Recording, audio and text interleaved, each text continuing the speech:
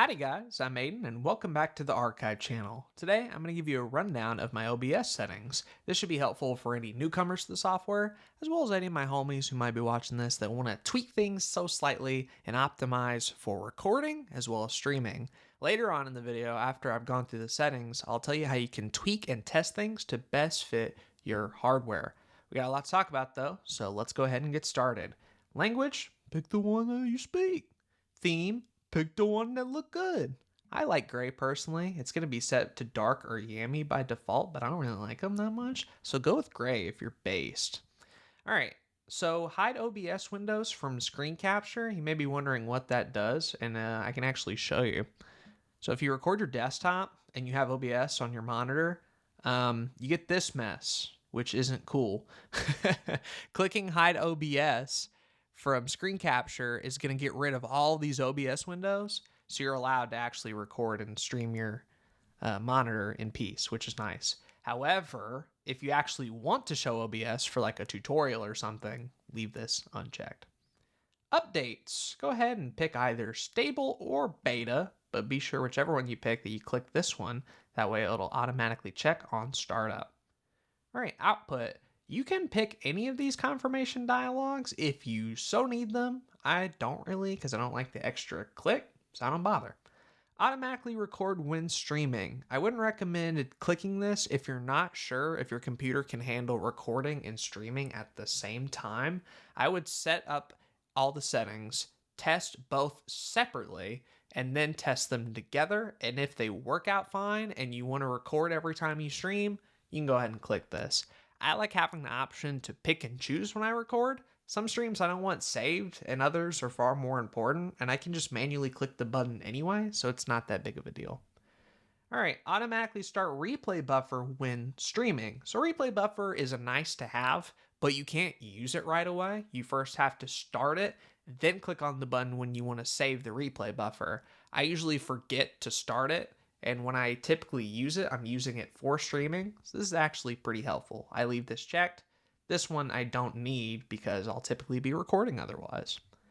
All right, for source alignment snapping, be sure it's enabled and all of these are checked. However, you can mess with the sensitivity if you find that it's a little too finicky or a little too anxious to hop around and click to certain spots. I like 10. All right, for all of these settings, you can mess with them if you want. This is typically how I like them. This is more like visual stuff and options relating to things like projectors or studio mode or multi-view, and these are just things that I never use and most people don't have to use. So I would just leave these sort of as default, or if you want to copy my settings, you can. All right, got it? Let's move on to stream. This one's fairly simple. You pick your service of choice, whether that's Twitch, YouTube, or Facebook.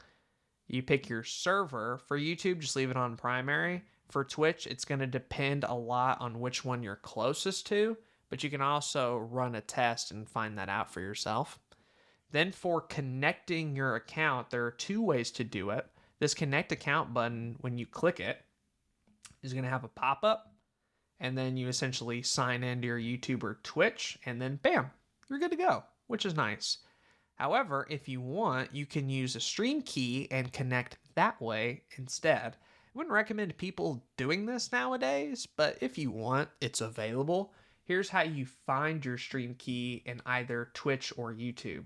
In YouTube, it's fairly simple. You open the live streaming dashboard, and here it is. Click copy and then paste it.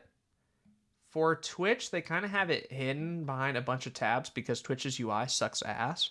But if you go to Creator Dashboard, Settings, Stream, here it is. Click copy and paste it. Never show your stream key to anyone or someone could hijack your channel, and that would be pretty unpoggers. So there you go. Right here, you're going to have some recommendations based on your platform of choice, which is nice. I would go ahead and keep this number in mind for later when we get to output, because that's probably what you're going to want to set your track 1 specifically. Maximum video bitrate is a nice number to know just in terms of the maximum, but you shouldn't set your settings based on this. We'll get into how to properly set it later. Output is technically next, but we're actually going to skip it and do these ones first because they're a lot easier to explain. Audio. For sample rate, keep this at 48 kilohertz unless you know you have a specific audio device that runs at something different.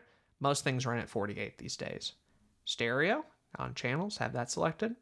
Global audio devices are nice to have. So what you can do here is set your microphone and your speakers, and every time you create a new scene, these audio sources are going to automatically show up, which is nice.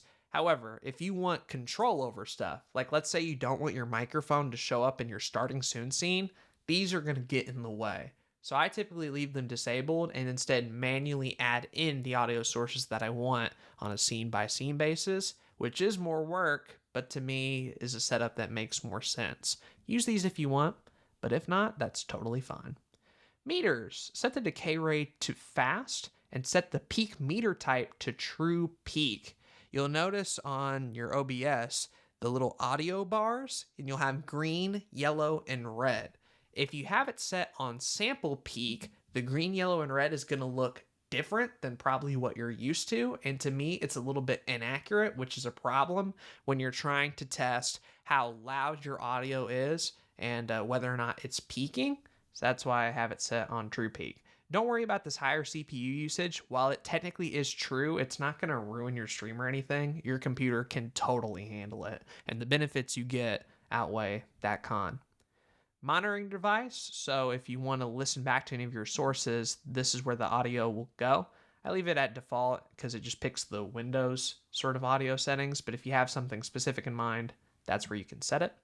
Be sure to click this so Windows doesn't get in the way accidentally of some of the OBS stuff, which it is known to do. And then if you want push to talk, push to mute, here's where you set that up. I typically don't use it.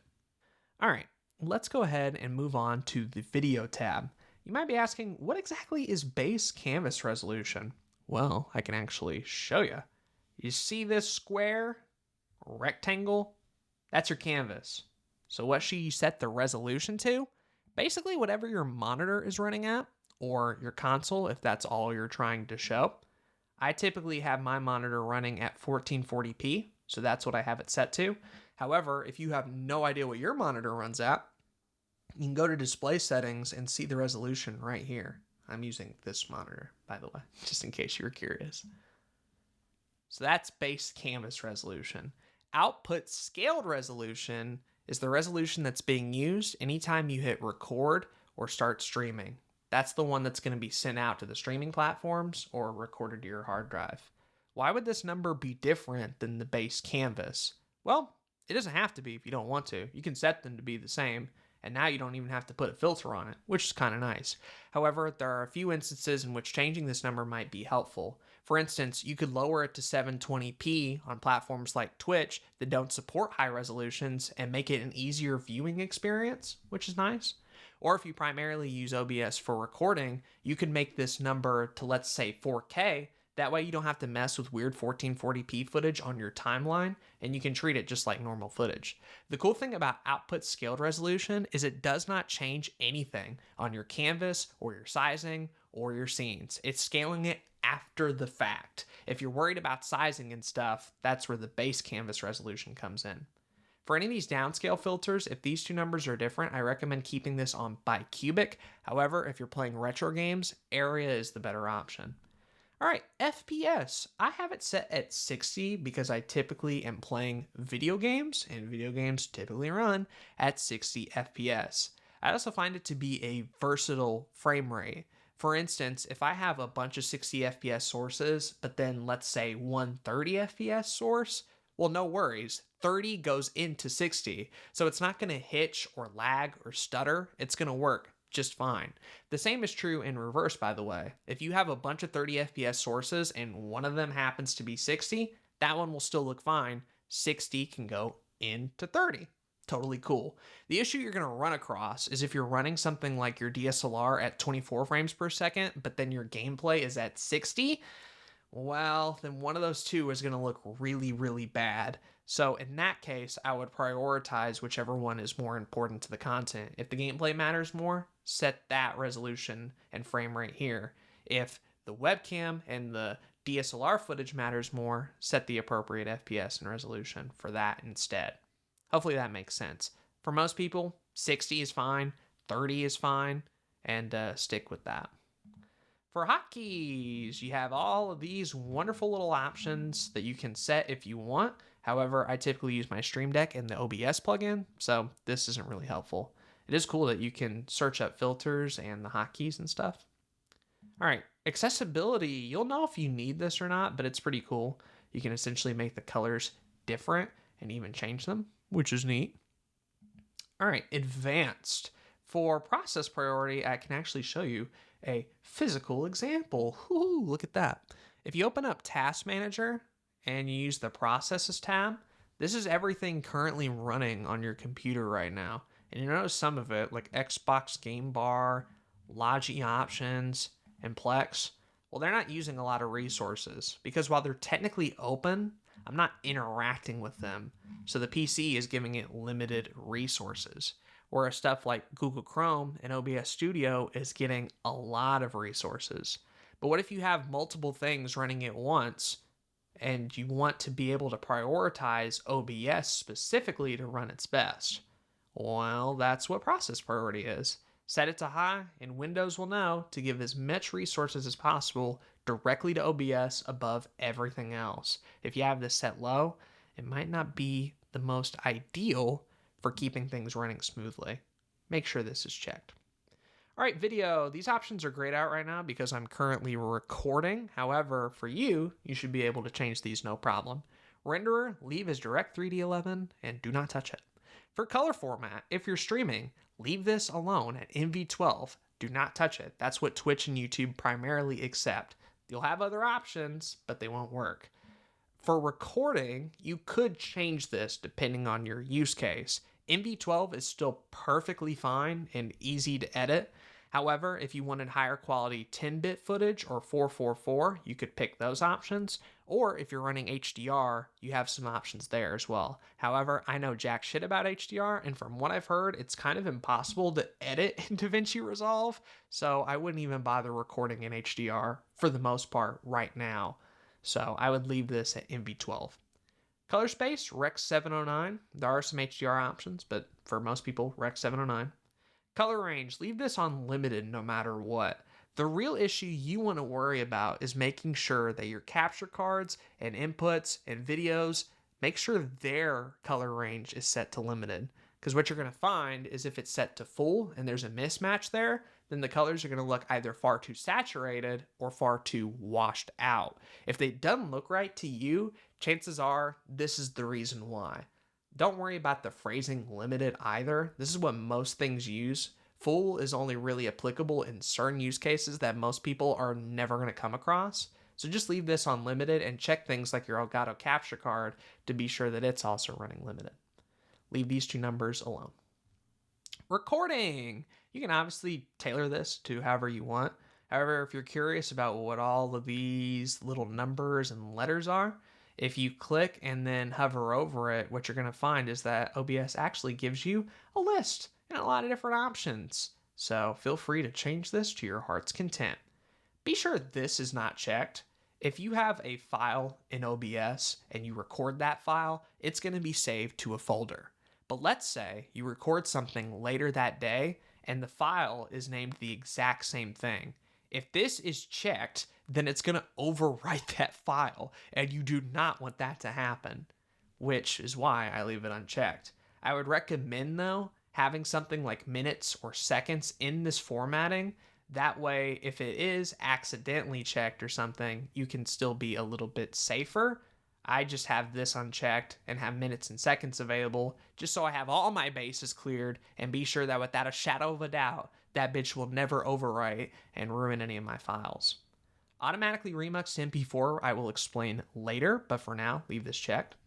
If you use the replay buffer for anything, then put replay and this little slash here. What this is going to do is create a folder in your output recordings, and that's going to be nice because now you can have your recordings and your replay buffer properly organized. They're both going to get their own folder and they're going to be separate, which is super clutch. Stream delay. If you're getting stream sniped and playing competitive games, you can enable this to make your stream a couple of seconds behind what you're sending, which can be crucial. I typically don't do it. Automatically reconnect. So if your internet is down, you can enable this, and the delay will be how long OBS waits after noticing something is wrong to try and reconnect. And the retries is pretty self-explanatory. How many times is OBS going to attempt to connect? So leave this number low and this number high. Leave all this stuff alone unless you know what you're doing. For sources, leave this checked. This will help with browser sources, like typically stream layouts and alerts and stuff. For hotkeys, for most things, I would just have this set on the default, never disable. However, if you have multiple programs up and they share hotkeys, it can be a bit of a problem where a hotkey in one thing will do something different in another. That's where these other two options come into play, and you can read them and decide which one's best for you. All right, let's move on now to output, the most complicated tab in all of OBS. Wow. This is typically where you're going to be spending most of your time fiddling with stuff. Thankfully, some of it is going to be the same regardless. Let's start first with output mode. Set this from simple to advanced. That way you get more options. Audio track. So Twitch and YouTube is kind of cringe in the sense that you can only send out one audio track to either of those services, and everything else is simply not going to be used. You can pick whether it's track 1, 2, 3, 4, 5, or 6, but you can't have all of them. So here's what I would do. Leave it on track 1, which is the default section. Then find a scene with all your different audio sources. Click on the 3 buttons and go to Advanced Audio Properties. And here you have a little track mixer. You have all your different sources, your balance, your sync, your monitoring, all that sort of stuff. Be sure that all of these audio sources have track 1 enabled so that you're sending them to your streaming platform of choice and that your viewers can actually hear it. The rest of the tracks you can separate. So you can have your mic only go to track 2 and your game capture only for track 3. That way it's a little bit easier to mess with them during recording. You only want them all selected if that's the track that you've selected in the little streaming settings. Hopefully that made sense. It's kind of a lot. All right. Audio encoder. FFmpeg AAC is typically what most things are going to accept, so I would leave it there. Video encoder. So if you are running a new generation graphics card, like you bought it within the past 6 to 7 months, then the option I would select is your graphics card company, so NVIDIA, AMD, Intel, and then you're looking for an AV1 option. This is going to use the encoder on the graphics card and will produce much smaller files than if you use something like X264, which is your CPU. I don't have AV1 selected because I do not have a brand new graphics card. So if that option isn't available, I would instead look for one that has your graphics card and the word HEVC. This is essentially the next best thing. You're still going to be using your graphics card. You're still going to get pretty small files. They're just not going to look as good as AV1. The cool thing about HEVC, though, is that it supports multiple graphics card generations, even going back to like 2016 or whatever. So that option should be available for you, which is nice. Rescale output, I would not check this because remember I told you to instead do it in the video tab. If you do it here, it's just not going to look as good in my opinion. All right, stream settings. For the most part, just copy and paste all this. I know preset is not going to be available if you're using an AMD and Intel card, but sort of find the equivalent and match it the best you can. The only other thing I wouldn't copy is bitrate because that is dependent on your internet speed. How do you determine the appropriate OBS bitrate? Well, this is my method. So first, what you're going to want to do is open up a Chrome tab. Then you're going to want to type something like speed test. Hit go. And probably do this without a bunch of Google Chrome tabs open or a bunch of programs, because if you do, then these numbers might not be the best they can be and can be potentially inaccurate.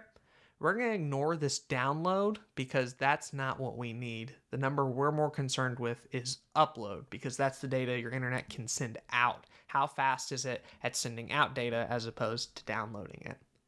Upload will typically be a lower number than download, but in some cases, depending on your internet plan, these numbers could be wildly different. And if your upload speed sucks, then I would recommend changing internet providers. Thankfully, mine's not too bad. I have 557. Keep that number in mind. All right, the next thing I would do is open up a little website called Bitrate Calculator. Ooh, wow. So we have a bunch of things to fill in, and all this data we know. So 557 is our upload speed. Percent of upload for stream, I would leave this at 60. We don't want to use all of our upload speeds specifically for OBS because let's say you want to open up some Chrome tabs or something else. You want some available headroom and space, which is nice, so leave this alone. Output resolution, width and height. This is our sort of scaled output. So in my case, 2560, 1440p. And then our frame rate of choice, also in the output tab. Remember, we went with 60. And bam, we have our recommended bitrate, our lowest we could go, the highest we could go, and the stream's potential max bitrate. Although keep in mind, this number is not entirely accurate. If you recall earlier in the OBS settings, that the platform recommendation for YouTube is only 51,000, not 300,000. So this is the cap you should actually follow. So the numbers you actually want to pay attention to is this low and high option. And given that high is underneath our 55,000 number, we could go with that. The reason I have mine set on 10,000 CBR is I tested the number, and the important thing was that it was consistent. Regardless of whether I was streaming with my camera or with gameplay, I did a test stream, and 10,000 always worked. YouTube even recommended me putting my bitrate up to that. It was actually lower initially, but that's how I settled on this number. Using the bitrate calculator in combination with your internet speed should hopefully provide a good starting point, and testing will help you dial it in more. Everything else, though, just copy it. Do what you gotta do. Let's move on now to recording. Thankfully, you get a lot more options here. For example, you can have as many audio tracks as you want. Yay! Go ahead and select however many you need. You have a recording path, which is obvious. Make your own folder for OBS recordings and don't just leave it on your desktop. Pretty cool. Recording format. So for most everybody, I would recommend 3 options. MKV, fragmented MP4, and fragmented MOV are all really good. Do not use MP4, and here's why. MP4s are susceptible to corrupting, which is a bit of a problem in OBS because you could be going for 3 or 4 hours, and if the power shuts off or OBS crashes, all of that footage will be gone. So we don't really want that. What these 3 options that I'm suggesting to you will do is that if OBS crashes or the power goes off for everything, that's totally fine. It's going to have all of what we recorded up until that point saved and not corrupted, which is dope. And if you recall, you remember that little automatically remuxed MP4 thing we clicked earlier? Well, guess what? When we're done recording or streaming, OBS is going to take that MKV and convert it to normal MP4. If you have it on fragmented MOV, it'll instead remux it to normal MOV. So for Apple users, fragmented MOV is the one I recommend. For most Windows, MKV or fragmented MP4 are going to do the exact same thing. I have it on fragmented MOV because DaVinci runs MOVs pretty well, and I think you get more options in the audio encoder setting, but I could be wrong there. Don't take my word for it. Video encoder, you're going to want to keep exactly the same as you did on streaming. So AV1 if you have it, HEVC if you don't. For audio encoder, AAC is totally fine. However, you can get higher quality stuff like ALAC, which is 24-bit, or even 32-bit options. However, if you don't understand any of that, AAC is totally fine. Rescale output, again, do not click this. Do it instead in the video tab. Muxer settings is something to this day I don't understand, so leave it alone. And automatic file splitting is kind of cool. So let's say you're recording for like a walkthrough and a let's play, and when you're done with the recording, you're gonna have this long 8-hour file and have to manually scrub through it. And you're like, oh man, I wish this was more convenient to go through. What automatic file splitting is gonna do is you can set in a time, let's say 30 minutes, so that every 30 minutes in the recording, it's gonna start and stop, start and stop, start and stop. So then rather than one giant 8-hour recording file, you'll now get 5 or 6 or 8 or 12 30-minute files that will be a little bit easier to go through one at a time. You'll know if you need this based on that example I gave you. And then encoder settings. Again, just go ahead and copy these. Preset is going to be specific to NVIDIA. So if you're on AMD and Intel, just kind of match it as close as you can. For CQP, have the level start at 20. You can bump this number up and it'll be easier to run.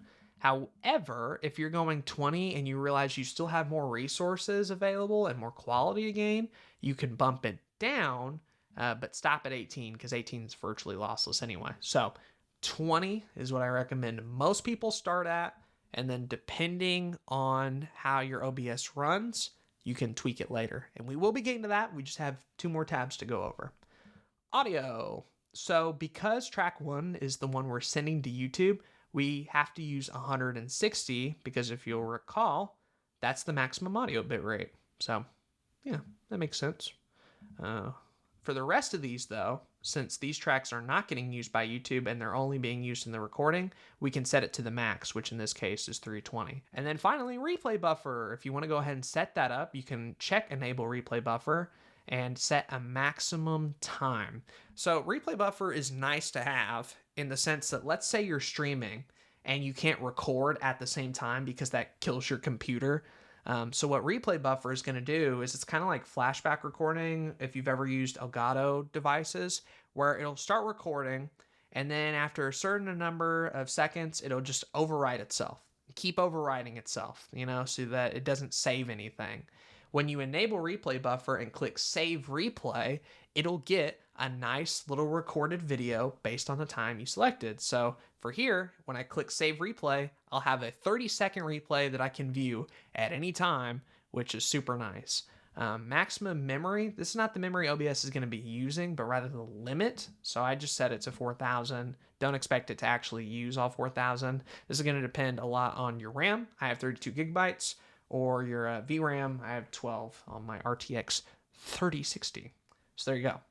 Okay, so now we're going to get to the part of the video where I tell you how to test and tweak your OBS settings to best fit your hardware. In order to do that, you're going to want this stats doc right here. If you don't see it by default, you can go up here to docs and click stats, and bam, it should be available. In particular, you're going to want to look at frames missed due to rendering lag, skipped frames due to encoding lag, and dropped frames network. If any of these 3 numbers are high or in the red, then that means you've done something wrong. And depending on which of these categories it shows up in, it can give you an idea of what you need to fix. For instance, if you have a lot of frames missed due to rendering lag, what you're going to want to change is your game's resolution and FPS. You can also go into OBS and lower your FPS too, and that might help as well. If you're instead getting encoding lag, then you're going to want to change your bitrate inside your streaming settings or your CQP value in your recording settings to a lower number. Well, actually for CQP it's higher, but you get what I mean. You're going to want to change that number until this encoding lag goes down and it's not in the red. If you are getting dropped network frames right here, then it means your internet is possibly down. Here's the thing though. We are recording currently, and I'm not really getting that many frames due to rendering lag, nor am I getting encoding lag. That means that my settings fit. But for streaming, you can't really test this unless you go live. But how are you supposed to go live when you don't really want to talk or show it to people? You just want to test stuff, right? Well, there's 2 ways of doing it. The first is if you are signed into Twitch, you're going to have this option available called Enable Bandwidth Test Mode.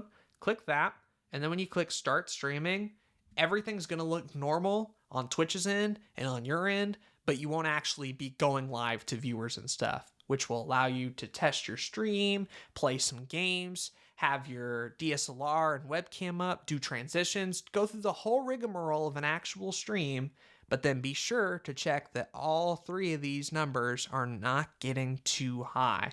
Then in your stream and uncheck this. That way next time you start streaming, you actually go live to people.